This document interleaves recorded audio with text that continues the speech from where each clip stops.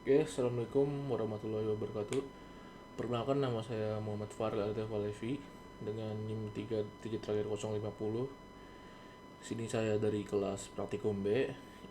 Sini tugas untuk mata kuliah mesin-mesin listrik yaitu perhitungan sizing komponen pada sistem kontrol motor listrik. Oke, kita lanjut ya. Oke, sebentar. Nah, ini untuk perhitungan sizing ada beberapa langkah. Nah, termasuknya ada langkah pertama.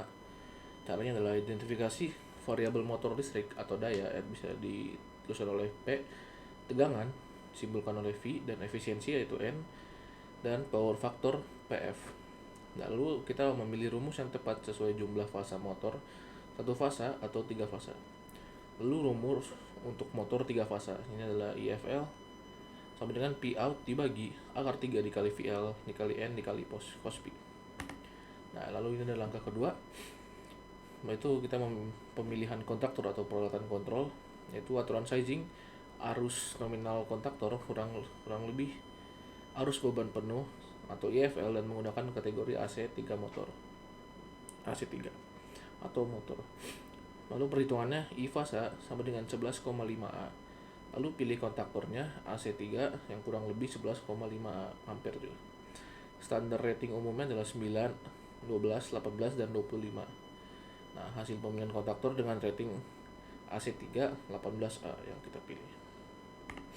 Nah, ini langkah ketiga, pemilihan overload relay. Nah, ini ada aturannya, pemilihan overload relay atau OLR.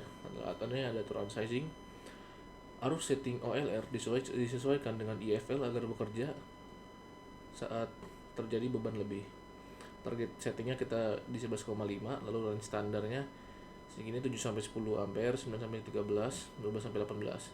Nah, yang dipilih kita pakai OLR dengan range 9 sampai 13. Nah, pengaturannya dial OLR di set pada 11,5. Nah, ini sizing komponen star delta. Ini ada beberapa langkah juga. Ini langkah pertamanya ini kita harus menghitung arus fasa 1.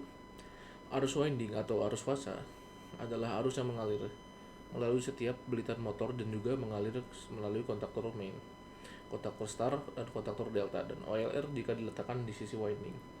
Ini rumusnya, arus fasa I fasa atau I fasa sama dengan arus line atau IFL dibagi akar 3. Lalu ini adalah langkah kedua, pemilihan kontaktor atau peralatan kontrolnya.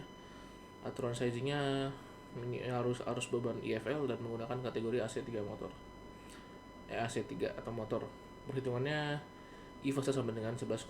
Nah, kita kontaktornya pilih AC3 yang kurang lebih dari 11,5 seperti tadi. Nah, standar rating umumnya seperti tadi sama juga 9 ampere, 12, 18 dan 25. Nah, hasil pemilihan kontaktornya ratingnya kita AC3 18 ampere. Lalu yang ini langkah ketiga, pemilihan overload relay. Aturan sizing arus setting OLR disesuaikan dengan IFL agar bekerja saat terjadi beban lebih. Lalu target settingnya 11,5 dan range standarnya ini 7 sampai 10, 9 sampai 13 dan 12 sampai 18.